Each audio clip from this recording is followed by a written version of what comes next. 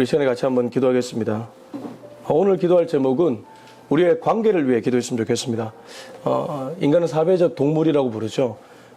어떤 사람은 오더를 내려야 되는 위치에 있는가 하면 어떤 사람은 그 오더를 잘 수행해야 되는 위치에 있고 또 어떤 사람은 중간에서 아래 위로 여러 사람들의 관계를 잘 살펴야 되는 그런 위치에 있는 사람도 있을 겁니다.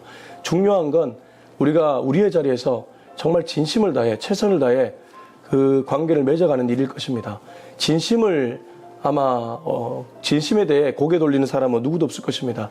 우리 그리스도인은 마땅히 모든 사람과의 관계에서 진심으로 다가가야 될 것입니다. 가식이 아닌 진심을 다하는 관계, 그런 관계가 되게 해달라고 우리의 인간관계를 놓고 다 같이 한번 기도하겠습니다. 하나님 아버지, 이 시간에 주님 앞에 기도하며 하루를 엽니다.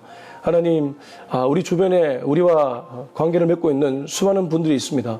교회 안에서, 교회 밖에서, 또 우리의 직장에서, 우리의 가정에서 우리가 관계를 맺는 가족들, 그리고 이 직장의 동료들, 선후배들, 하나님 직장의 상사들, 또 우리 부하들, 하나님 여러 방면에서 관계를 맺고 살아가고 있습니다.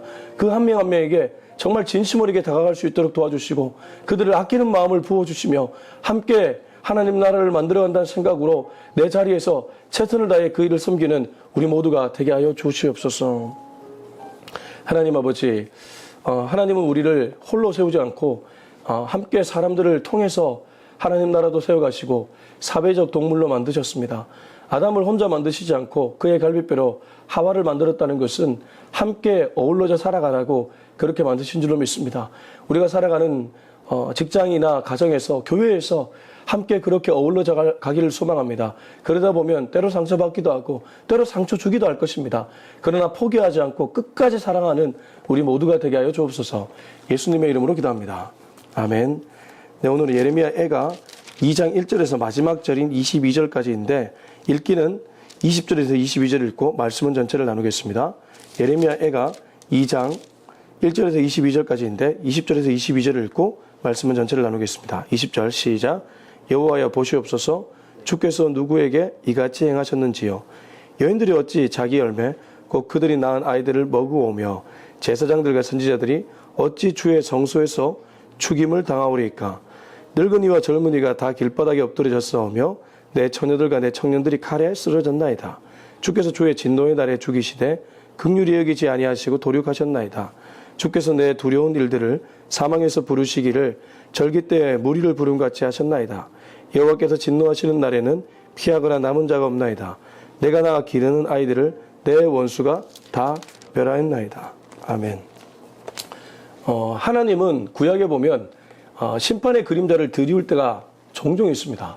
그래서 어떤 분은 구약의 하나님은 다소 무섭다 이런 말까지 합니다. 정말 그러합니다. 신약에서는 예수님이 원수를 네 몸처럼 사랑하라, 가룟 유다까지 품어주시고 심지어 로마의 병정이 잡으러 왔을 때 대제사장 그의 종 말고의 귀를 베드로가 잘랐을 때 도리어 자기를 잡으러 온 말고의 귀까지 치료해 주신 분이 예수님이었기 때문에 신약에 나타난 하나님의 아들 예수님은 너무나 사랑 그 자체인데 구약의 하나님은 아니 왜 이럴까? 왜 이렇게 잔인하고 또 무서울까? 이런 얘기들을 합니다. 그러나 그것은 하나님의 본심을 몰라서 자꾸 그런 얘기를 하는 것입니다. 여러분, 구약을 읽을 때는 두 가지의 눈을 가져야 됩니다.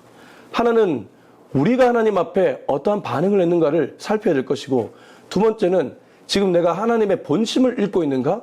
아니면 하나님의 겉으로 나온 겉심을 읽고 있는가? 우리가 인간관계 속에서도 대화할 때 사실 본심을 다 말하지 않을 때가 많이 있잖아요. 근데 그 본심을 알고 났을 때는 그래서 그러셨구나 라고 이해할 때가 더러 있지 않습니까? 하나님도 그렇다는 것입니다. 자, 오늘 예레미야 애가는 바벨론의 포로로 끌려간 이스라엘 백성들, 바벨론의 멸망당한 이스라엘 백성들을 보며 슬피 우는 한 선지자의 모습을 그리고 있습니다. 그는 하나님의 진노 앞에서 굉장히 애통해하고 있습니다. 그러나 그가 애통해하는 마음, 그리고 이스라엘 진노할 수밖에 없었던 하나님의 마음, 그 마음은 사실 이스라엘에게 돌아오라는 메시지였기 때문입니다. 오늘 2장 1절에서 3절 보겠습니다. 시작. 슬프다. 주께서 어찌 그리 진노하사 딸 시온을 구름으로 덮으셨는가. 이스라엘의 아름다움을 하늘에서 땅에 던지셨으며 그의 진노의 날에 그의 발판을 기억하지 아니하셨도다. 주께서 야곱의 모든 거처들을 삼키시고 긍휼히 여기지 아니하셨으며 노아사 딸 유다의 견고한 성체들을 허물어 땅에 엎으시고 나로와 그 지도자들을 욕되게 하셨도다. 맹렬한 진노로 이스라엘의 모든 뿔을 자르셨으며 여호와 앞에서 그의 오른손을 뒤로 거두어 들이시고 맹렬한 불이 사방으로 불사름같이 야곱을 불사르셨도다. 예레미야는 이스라엘, 시온, 예루살렘, 이스라엘 다 같은 지명입니다. 그러니까 정확하게 지명이 동일하다는 것이 아니고 같은 것을 상징한다는 것이죠. 시온이나 예루살렘, 이스라엘. 주께서 어찌 그리 진노하사 딸 시온을 구름으로 덮으셨는가? 이 말은 왜 유다를, 왜 이스라엘을 하나님이 이토록 구름으로 덮으실 정도로 진노하셨는가? 그 부분에 대한 얘기이죠. 예레미야는 이 부분에 대해서 굉장히 슬퍼하고 있습니다. 그리고 뒤 이어지는 말씀을 보면 이스라엘의 아름다움을 하늘에서 땅에 던지셨으며 그의 진노의 날에 그의 발판을 기억하지 아니하셨도다. 하나님이 단단히 화가 났다는 것을 예레미야는 다시 한번 이 구절을 통해 얘기하고 있습니다. 하나님이 화가 난 이유는 그만큼 이스라엘이 주님 앞에 범죄했기 때문입니다. 우리가 아까 두 가지, 내가 하나님 앞에 어떻게 서 있는가? 그리고 하나님의 본심은 무엇일까? 하나님이 이렇게 이스라엘을 땅에 던졌다? 그의 발판을 기억하지 않았다? 그게 본심이 아니고 그렇게 할 수밖에 없는 이스라엘의 영적 상태가 더 문제였다는 것입니다. 가끔 우리가 하나님께 이런 얘기하죠. 왜 하나님 나에게 이런 고난을 주십니까? 거의 대부분은 내가 하나님 앞에서 하나님을 잊고 멀리 했기 때문에 그러한 고난 가운데 들어갈 때도 있고, 근데 그 이유가 아니더라도 하나님이 고난을 줄 때는 하나님의 본심을 진짜 읽어낼 수 있어야 됩니다. 그 고난을 통해 나에게 뭘 주시려고 할까? 그 고민을 자꾸 하다 보면 고난보다 하나님을 더 많이 묵상하게 되고, 하나님을 묵상하다 보면 오히려 고난이 지나가는 것을 경험하게 될 것입니다. 고난이 지나가고 내가 더욱 성숙해지는 것을 경험하게 된다는 것이죠. 2절 3절입니다. 주께서 야곱의 모든 거처들을 삼키시고 긍휼히 여기지 아니하셨으며 노아사 딸 유다의 견고한 성체들을 허물어 땅에 엎으시고 나라와 그 지도자들을 욕되게 하셨도다. 같은 얘기 반복하고 있죠. 야곱의 모든 거처, 달리 말해 이스라엘 전역을 삼키셨다. 바벨론에 짓밟히게 만드셨다. 긍휼히 여기지 아니하셨다. 노하셨다. 딸 유다 마찬가지입니다. 다 같은 겁니다. 견고한 성체들을 허물어 땅에 엎으시고 나라와 그 지도자들을 욕되게 하셨다. 이 나라와 이 나라의 지도자들을 욕되게 하셨다. 그들이 아무리 애를 써도 하나님이 바벨론을 방망이 삼아 이스라엘을 때리니까 막을 자가 없다는 거예요. 여러분, 저 김정은, 북한의 김정은 대단해 보이죠? 뭔가 핵을 갖고 있고 아무것도 아닙니다. 하나님의 마음 먹고 만약에 멸하고자 하면 무너져 내립니다.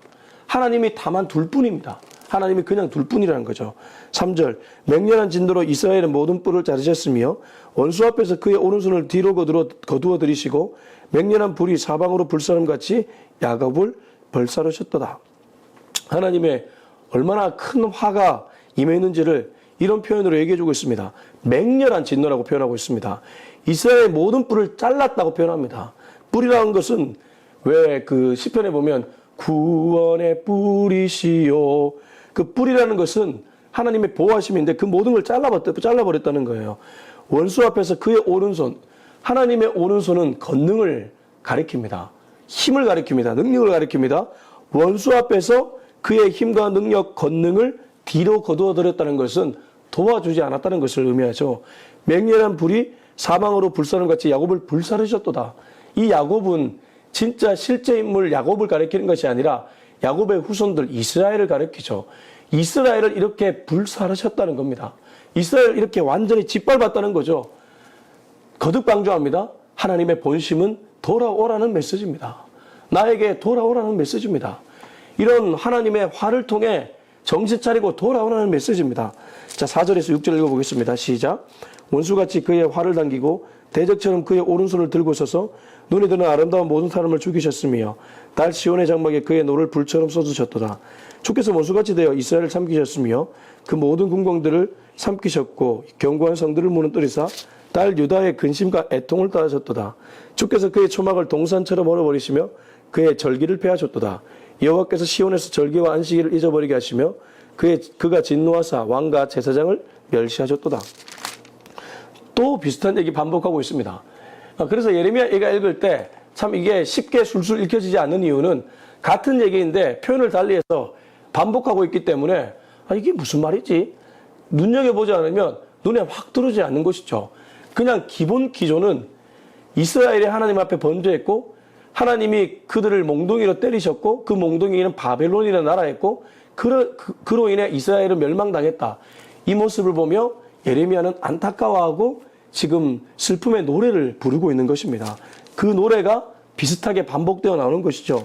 원수같이 그의 활을 당기고 대적처럼 그의 오른손을 들고 서서 눈에 드는 아름다운 모든 사람을 죽이셨으며 딸 시온의 장막에 그의 노를 불처럼 쏟으셨도다. 하나님이 오죽 화가 났으면 이렇게 했겠습니까? 주께서 원수같이 되어 이스라엘을 삼키셨다.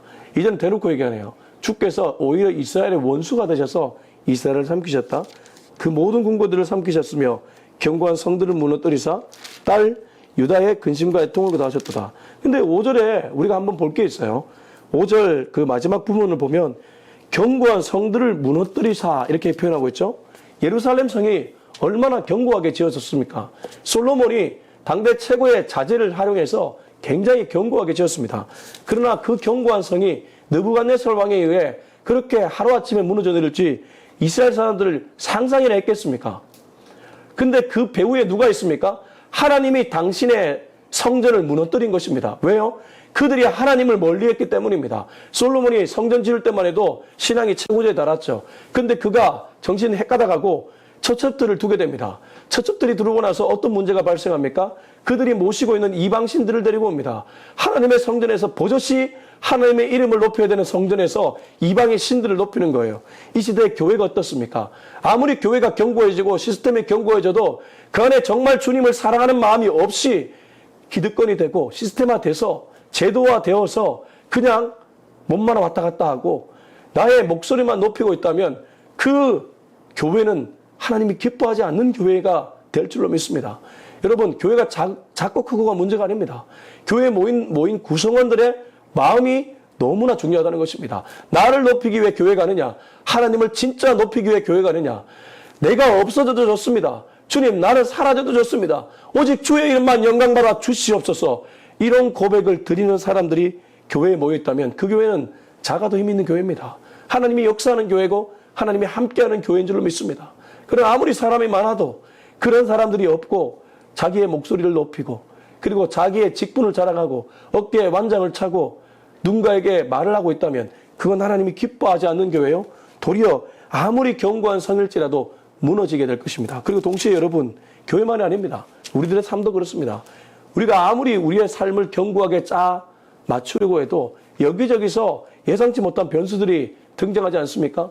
갑자기 자녀가 아프거나 갑자기 부모가 아프거나 갑자기 친구가 사업에 부도고 나서 도움을 달라고 하거나 예상치 못하게 내가 견고하게 성을 만들었는데 나갈 때가 있습니다. 돈이 새어 나갈 때가 있다는 것이죠.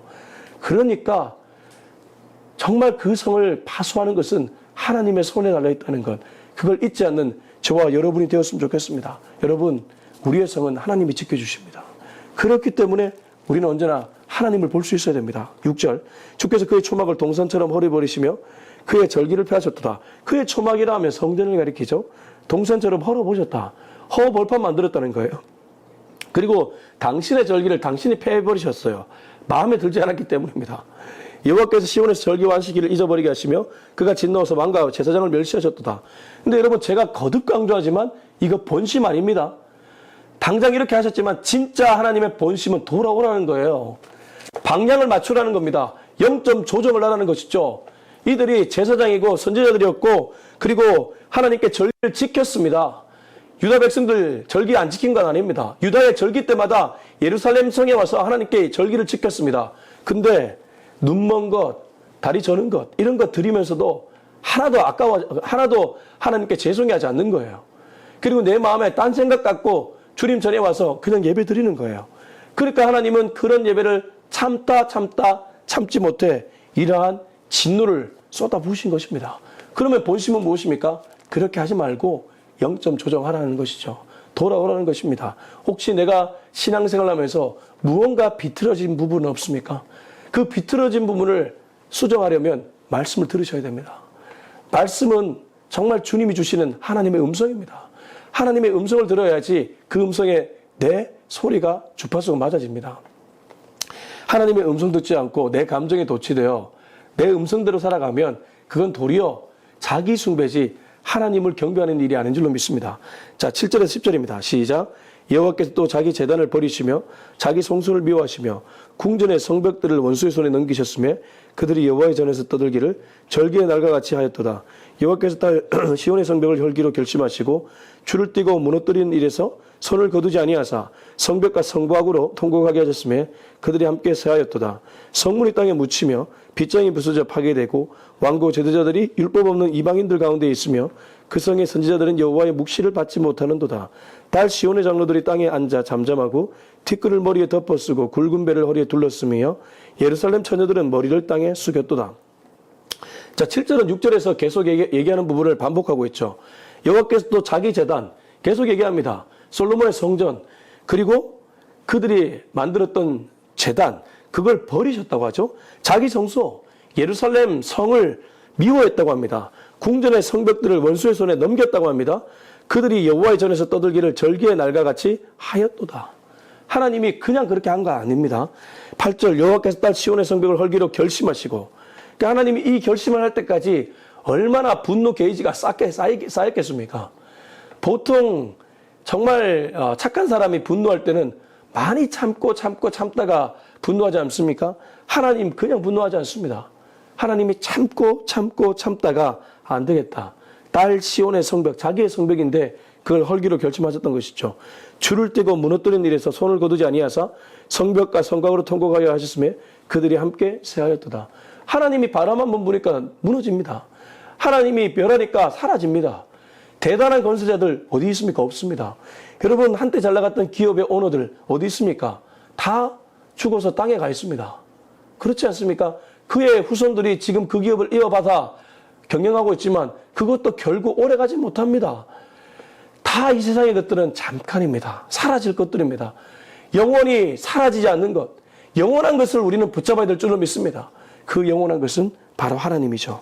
성문이 땅에 묻히며 빗장이 부서져 파괴되고 왕과 지도자들이 율법 없는 이방인들 가운데 있으며 그 성의 선지자들은 여호와의 묵시를 받지 못하는도다. 가장 비극은 저는 이 부분이라고 믿습니다. 뭐 눈에 보이는 성이 사라지고 또 우리 일터가 폐허가 된 것 그것도 비극이지만 그 성의 지도자들은 선지자들은 여호와의 묵시를 받지 못했다. 이게 가장 비극입니다. 선지자들이 여호와의 묵시, 여호와의 말씀을 받지 못했다는 것은 하나님이 그들에게 말씀하지 않기로 결심하셨다는 거죠. 얼마나 비극인지 모릅니다. 그러나 지금 시대는 어떻습니까? 하나님이 66권의 성경을 통해 이미 우리들에게 지금도 말씀하고 있습니다. 지금도 성경만 펼치면 하나님의 음성을 들을 수 있습니다. 그런데 여러 가지 바쁘다는 핑계로 여호와의 말씀을 읽지 않는다면 우리가 그때 바벨론에 짓밟혔던 이스라엘 백성과 다를 게 무엇입니까? 여러분 설교 안 들으셔도 좋습니다. 아니 설교는 사실 많이 듣지 않아야 됩니다. 오히려 하나님의 말씀을 많이 보십시오. 원저자 직강을 들어야 되지 않겠습니까? 이 모든 설교는 저자 직강을 풀이한 해설에 불과할 뿐입니다. 저자 직강을 많이 들으시기 바랍니다. 그렇게 많이 듣다 보면 자기도 모르는 사이에 여호와의 마음에 가까이 가 있게 됩니다. 여호와의 음성을 많이 듣기 때문에 영점 조정이 자동으로 된다는 것입니다. 그러면 하나님을 떠날래야 떠나지 않게 됩니다. 여러분 제가 부탁드립니다. 매일 하나님의 말씀 한 장이라도 읽으십시오. 안 되면 몇 구절이라도 읽으십시오. 그 말씀을 곱씹고 곱씹으십시오. 그게 여러분의 영혼이 살찌는 유일한 길인 줄로 믿습니다. 10절 딸 시온의 장로들이 땅에 앉아 잠잠하고 티끌을 머리에 덮어쓰고 굵은 배를 허리에 둘렀으며 예루살렘 처녀들은 머리를 땅에 숙였도다. 자, 이 모습이 저는 그래도 좋아 보입니다. 한번 더 읽어볼까요? 딸 시온의 장로들이 땅에 앉아 잠잠하고 티끌을 머리에 덮어쓰고 굵은 배를 허리에 둘렀으며 예루살렘 처녀들은 머리를 땅에 숙였도다. 통에 자복하고 회개하는 장면이죠. 그제서야 정신 차리고 장로들은 티끌을 머리에 덮어쓰고 굵은 배를 허리에 둘리고 이제 주님 앞에 회개하고 있습니다. 하나님이 이렇게 진노한 후에야 주의 성전에 나와 기도할 때 우리도 종종 그럴 때 있지 않습니까? 하나님이 고난 좀 주고 뭔가 일이 안 풀리면 주님 왜 이러십니까? 하고 교회 나왔다가 또 일이 풀리면 교회 떠났다가 그런 일을 반복할 때가 많이 있죠. 이스라엘 백성들도 딱 그러했습니다. 자, 11절부터 14절입니다. 시작. 내 눈이 눈물에 상하며 내 창자가 끊어지며 내 간이 땅에 쏟아졌으니 이는 딸 내 백성이 패망하여 어린 자녀와 젖먹는 아이들이 성읍 길거리에 기절함이로다. 그들이 성읍 길거리에서 상한 자처럼 기절하여 그의 어머니들의 품에서 혼이 떠날 때에 어머니들에게 이르기를 곡식과 포도주가 어디 있느냐 하도다. 딸 예루살렘이여 내가 무엇으로 내게 증거하며 무엇으로 내게 비유할까? 처녀딸 시온이여 내가 무엇으로 내게 비교하여 너를 위로할까? 너의 파괴됨이 바다같이 크니 누가 너를 고쳐줄 소냐? 내 선지자들이 내게 대하여 헛되고 어리석은 묵시를 보았으므로 내 죄악을 드러내어서 내가 사로잡힌 것을 돌이키지 못하였도다. 그들이 거짓 경고와 미혹하게 할 것만 보았도다. 자, 저는 11절에서 14절에 좀 더 구체적인 이유가 나온다고 믿습니다. 무슨 말이냐 하면 이스라엘 백성들이 주님을 떠나게 된 구체적인 이유가 나온다는 것이죠. 구체적인 이유는 13절, 14절입니다. 딸 예루살렘이여 내가 무엇으로 내게 증거하며 무엇으로 내게 비유할까? 예레미야의 말입니다. 처녀딸 시온이여 내가 무엇으로 내게 비교하며 너를 위로할까? 너의 파괴됨이 바다같이 크니 누가 너를 고쳐줄 수냐? 그만큼 지금 이스라엘 영적 상태가 바닥이고 누구도 고칠 수 없는 상태라는 것이죠. 근데 그 이유가 무엇입니까? 14절 내 선지자들이 내게 대하여 헛되고 어리석은 묵시를 보았으므로 내 죄악을 드러내어서 내가 사로잡힌 것들을 돌이키지 못하였도다. 그들이 거짓 경고와 미혹하게 할 것만 보았도다. 선지자들, 제사장들이 완전히 썩었기 때문에 이스라엘 백성들도 자연스럽게 썩었다는 것입니다. 지금 이 시대도 똑같습니다. 목회자가 썩으면 교회 전체 성도들이 썩어갑니다. 여러분 썩는다는 표현 그냥 불편하게 듣지 마십시오. 영혼이 썩으면 다 썩는 것입니다. 육신이 잘 되어도 영혼이 썩어 있으면 그거는 잘 되는 것이 아닙니다. 교회가 커져가도 그 목사가 주님 앞에 영적으로 바로 서 있지 않으면 커져갈수록 비극인 줄로 믿습니다. 주님 앞에 통해 자복하며 여호와의 말씀에 깨어 있으며 언제나 주님의 말씀을 묵상하고 그 말씀 한 구절을 살아내기 위해 분투하는 자, 그 사람들이 한국 땅에 많아지고 한국 교회 많아질 때 한국 교회는 희망이 있는 줄로 믿습니다. 그러나 이스라엘 백성들은 그렇게 하지 못했고 그 이후에 이렇게 거짓 경고, 미혹하는 것들로 메시지를 흘려보냈던 선지자들이 있었습니다. 그러므로 사랑하는 성도 여러분, 우리는 메시지를 분별할 줄 알아야 됩니다. 저 말씀이 정말 여호와의 말씀인가 아니면 말씀에 무언가를 가미시켰는가. 제가 거듭 얘기하지만 마사지와 메시지는 다릅니다. 마사지는 잠깐 감동을 주는 것 같지만 울림이 없습니다. 진정한 울림이 없다는 것이죠. 메시지는 아픈 것 같지만 진짜 울림이 있습니다. 변화가 됩니다. 하나님의 음성이기 때문입니다.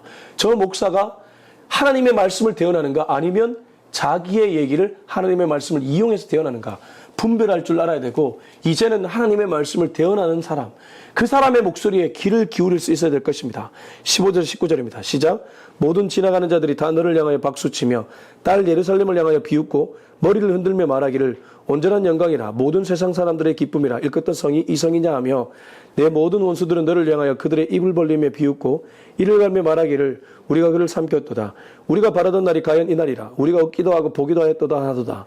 여호와께서 이미 정하신 일을 행하시고 옛날에 명령하신 말씀을 다 이루셨으며 긍휼히 여기지 아니하시고 무너뜨리사 원수가 너로 말미암아 즐거워하게 하며 내 대적들의 뿔로 높이 들리게 하셨도다. 그들의 마음이 주를 향하여 부르짖기를 딸 시온의 성벽아 너는 밤낮으로 눈물을 강처럼 흘릴지어다. 스스로 쉬지 말고 내 눈동자를 쉬게 하지 말지어다. 초저녁에 일어나 부르짖을지어다. 내 마음 주의 얼굴 앞에 물쏟듯 할지어다. 각 길을 어기에서 추려 기진한 내 어린 자녀들의 생명을 위하여 주를 향하여 손을 들지어다 하였도다. 자, 계속해서 이스라엘에 대한 얘기를 예레미야가 하고 있는데 15절 모든 지나가는 자들이 다 너를 향하여 박수치며 딸 예루살렘을 향하여 비웃고 머리를 흔들며 말하기를 온전한 영광이라 모든 세상 사람들의 기쁨이라 일컫던 성이 이 성이냐 하며, 세상 사람들이 손가락질하고 있다는 것이죠. 예루살렘 성이 폐허가 된 모습을 보면서 뭐라고 합니까? 온전한 영광, 모든 세상 사람들의 기쁨이라고 일컫던 성이 지금 이 모습이냐? 아이고, 그러면서 머리를 절레절레 흔들고 있습니다. 고개를 좌우로 절레절레 흔들고 있습니다. 혀를 차고 있습니다. 근데 여러분, 이 모습 가끔 교회의 모습일 때 있지 않습니까? 세상 사람들이 교회를 향해서 이렇게 조소하고 조롱할 때가 있지 않냐 이 말입니다. 교회 예배 드리다가 주차장에 이중주차했는데 차 빼라는 전화가 왔음에도 불구하고 끝까지 예배를 고집하는 사람. 여러분, 그 예배 하나님 받지 않으십니다. 그때는 전화 받자마자 밖에 나가 차 빼줘야 됩니다. 나 때문에 누군가가 일정을 보지 못하면 차 빼주는 게 예배인 줄로 믿습니다. 여러분, 그날 설교 안 들어도 좋습니다. 설교가 능사가 아닙니다. 교회가 세상에 빛이 되어야 되는데 빛이 되지 못하면서 자기들끼리 예배만 드린다면 무슨 의미가 있냐 이 말입니다. 이제는 그런 교회의 모습은 지향해야 될 줄로 믿습니다. 정말 세상 사람들이 보기에 저 교회 정말 괜찮다. 정말 이웃들을 위해 섬긴다. 이러한 칭찬을 들을 수 있는 우리 교회, 아니 이 땅의 모든 한국교회 될 수 있기를 주의 이름으로 축원합니다. 그러나 원수들은 너를 향하여 그들의 입을 벌리며 비웃고 이를 갈며 말하기를 우리가 그를 삼켰도다. 우리가 바라던 날이 과연 이 날이라. 우리가 얻기도 하고 보기도 하였도다 하더라. 근데 여러분, 이 이방 나라들 세상 사람들이 지금 자기들이 호기롭게 예루살렘 성을 무너뜨렸다고 자랑하지만 그게 아닙니다. 이들도 착각하고 있습니다. 이들도 하나님의 몽둥이로 사용되었을 뿐이지 사실 하나님이 이스라엘 백성들을 깨닫게 하려고 이들을 이용했을 뿐입니다. 근데 정신 못 차리고 자기들이 대단한 줄 알고 그렇게 의시될 때도 있죠. 그러므로 세상 사람들 두려워할 필요 없습니다. 이 나라의 권세자들 두려워할 필요 없습니다. 하나님이 필요하면 그들을 이용하기도 하고 그들을 무너뜨리기도 합니다. 두려워해야 될 분은 오직 하나님 한 분인 줄로 믿습니다. 자, 17절, 19절을 보니까 이런 일을 통해서 하나님이 오히려 원수의 입술을 통해 우리로 하여금 하나님께 나오도록 만들고 있습니다. 원수가 너로 말미암아 즐거워하게 하며 17절 후반절이죠. 내 대적자들의 뿔로 높이 들리게 하셨도다. 그리고 뒤에 보면 그들의 마음이 주를 향하여 부르짖기를 딸 시온의 성벽아 너는 밤낮으로 눈물을 강처럼 흘릴지어다 스스로 쉬지 말고 내 눈동자를 쉬게 하지 말지어다. 아니 원수를 통해 도리어 이 이스라엘 백성들이 주님께 부르짖기 시작하고 도리어 눈물을 흘리고 회개하고 있습니다. 그러니까 하나님이 이렇게 일하실 수도 있다는 것입니다. 때로 나와 너무나 좋지 않은 관계를 맺는 사람들을 통해 나를 정신 차리게 만들고 주님께 돌아오게 만들 수 있다는 것입니다. 나는 굉장히 비통하지만 하나님은 그렇게 할 수 있다는 거죠. 근데 그 사람들 사랑해서 그런 거 아닙니다. 나를 사랑하되 내가 정신 차리지 못하니까 그 사람들을 그렇게 사용하는 것이죠. 20절에서 22절 읽고 마무리하겠습니다. 시작. 여호와여 보시옵소서 주께서 누구에게 이같이 행하셨는지요. 여인들이 어찌 자기 열매 곧 그들이 낳은 아이들을 먹어오며 제사장들과 선지자들이 어찌 주의 성소에서 죽임을 당하오리이까. 늙은이와 젊은이가 다 길바닥에 엎드려졌사오며 내 처녀들과 내 청년들이 칼에 쓰러졌나이다.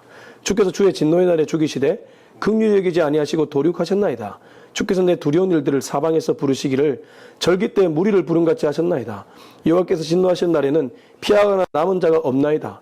내가 나가 기르는 아이들을 내 원수가 다 멸하였나이다. 이제 예레미야 선지자가 주님 앞에 얘기합니다. 여호와여 보시옵소서. 여호와여 보시옵소서. 그래도 그루터기로 남은 한 명의 선지자 이 예레미야가 주님 앞에 부르짖고 있습니다. 주께서 누구에게 이같이 행하셨는지요. 주께서 누구에게? 이스라엘 백성 자기 자녀들이겠죠. 여인들이 어찌 자기 열매 그들이 낳은 아이들을 먹어오며 제사장들과 선지자들이 어찌 주의 성소에서 죽임을 당하오리까. 드디어 예레미야가 주님 앞에 변호하기 시작합니다. 중보하기 시작합니다. 앞에서는 이스라엘의 마땅한 이스라엘이 당한 마땅한 일들에 대한 책망이었다면 이제 주님 앞에 중보하기 시작한다는 거죠. 늙은이와 젊은이가 다 길바닥에 엎드려져 싸우며 내 처녀들과 내 청년들이 칼에 쓰러졌나이다. 주께서 주의 진노의 날에 죽이시되 긍휼히 여기지 아니하시고 도륙하셨나이다. 주께서 내 두려운 일들을 사방에서 부르시기를 절기 때 무리를 부름같이 하셨나이다. 여호와께서 진노하신 날에는 피하거나 남은 자가 없나이다. 내가 낳아 기르는 아이들을 내 원수가 다 멸하였나이다. 이거는 하나님께 예레미야가 부르짖는 것입니다. 살려달라고 부르짖는 것입니다. 주님, 이 이면의 예레미야의 음성을 들을 수 있어야 됩니다. 이면의 예레미야는 주님, 이들을 불쌍히 여겨 주십시오. 이들은 당신의 자녀들입니다. 이들이 이렇게 질밥히는 거 하나님도 아프시잖아요. 그렇게 이들을 놓고 기도하고 있는 것입니다. 이 예레미야의 모습이 교회의 모습이 되어야 됩니다. 세상 사람들이 흥청망청 살아가고 모든 하나님이 만드신 질서를 무너뜨릴 때 교회만은 그 질서를 다시 세우기 위해 눈물을 흘리며 씨앗을 뿌려야 된다는 것입니다. 그리고 교회 안에 어둠 속에 방황하는 성도들을 위해 눈물을 흘리며 씨앗을 뿌려야 된다는 것이죠. 바로 그게 저와 여러분을 오늘도 이 메시지를 듣게 하는 이유인 줄로 믿습니다. 여러분 내 영혼만 잘 되는 것 그건 정말 교만한 일입니다. 오히려 이기적인 일입니다. 오늘 내 영혼을 하나님 말씀 앞에 세웠다면 이제 내가 누군가의 영혼을 위해 기도의 씨앗을 뿌려야 되는 그런 때인 줄로 믿습니다. 바라기는 저와 여러분이 그 사실을 믿고 주님 앞에 기도의 씨앗을 또 누군가를 위해 뿌릴 수 있는 저와 여러분이 될 수 있길 예수님의 이름으로 축원합니다. 기도하겠습니다. 이 시간 기도할 때 주님, 오늘 내가 기도의 씨앗을 뿌려야 될 영혼은 누구입니까?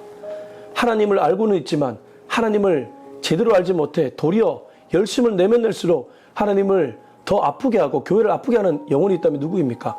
그 영혼을 위해 기도하는 오늘 하루 되게 하여 주시옵소서. 우리 같이 한번 기도하겠습니다. 하나님 아버지, 참 교회가 이 땅에 세워져서 해야 될 일이 너무 많이 있습니다.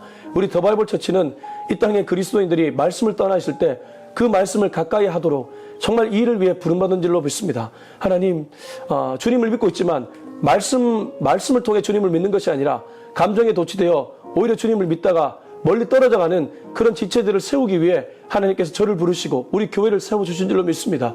하나님, 이 일에 전심전력할 수 있는 저와 우리 교회가 되게 하여 주시옵소서. 하나님께서 귀한 처소를 허락해 주셨습니다.